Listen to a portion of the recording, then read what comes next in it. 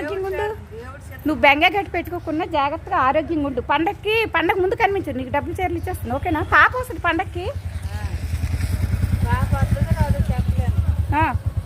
Phone ద్వారా కొడతారు.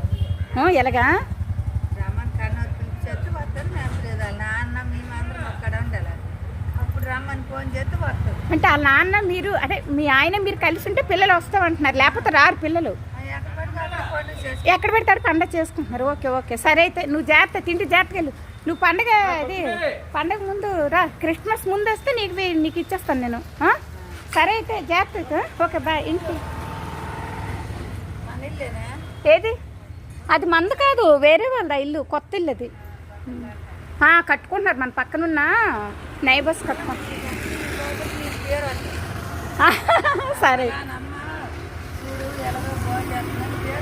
అలాగే.